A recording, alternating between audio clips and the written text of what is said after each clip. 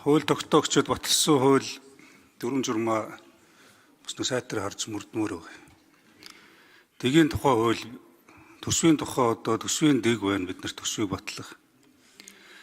Ганцхан одоо ямар асуудал үүсчээд байна гэхээр энэ төсвийн одоо дэгийнхаа тухай дагуу хилцэж батлахдаа бид энэ хоргийг яаж хилцэх үү гэдэг процессыг тодорхой болгох ёстой гэж бодож байна. Үндсэн хууль заасны дагуу Монгол Улсын ерөнхийлөгч бүрэн эрхийн дагуу хориг тавьсан.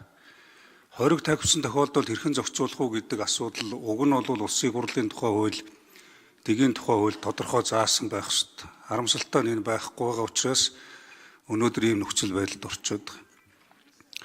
Тэгэхээр одоо бол бидэрт хоёр арга бий.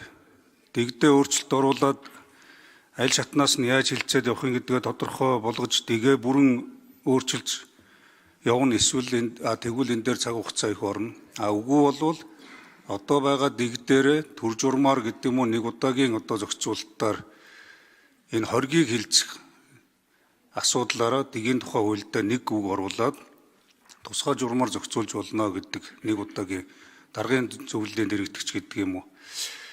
Эсвэл одоо энэ ярьж байгаа хөлбөрөөрөө явах ийм асуудал бай. Тэрнээс биш одоо төсөв хилцэх ямар ч дэггүй юм шиг, эсвэл одоо төсвийн асуудал огт зохицуултгүй юм шиг ийм байдал үүсгээд иж болохгүй байгаа. Нэгдүгээрт. За ерэн зүгээр цаашдаа бид нар анхаарах асуудлууд бас байна. Төсөв бол зөвхөн тоо биш.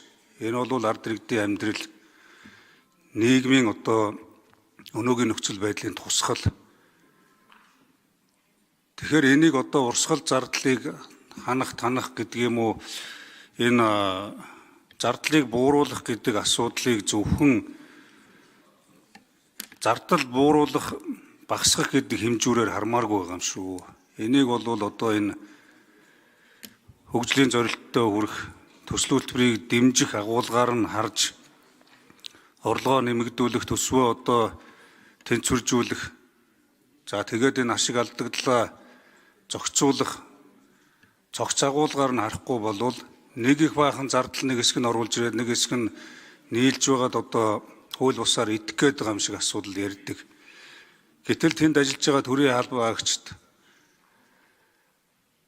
сургууль цэцэрлэг, тэдгээрийн одоо урсгал зардал, сандал ширээ, тог цахилгаан, цалин хөлс, энэ эддэг уудаг, эм тариа, хоол хүнсийн чинь шинжилдэг лабораторийн байгууллагуудын урвалж батсын урсгал зардал гэд бидний нүдэнд үзэгдэж гарт баригддаггүй, гэхдээ зайлшгүй гардаг асар их зардлууд явдаг.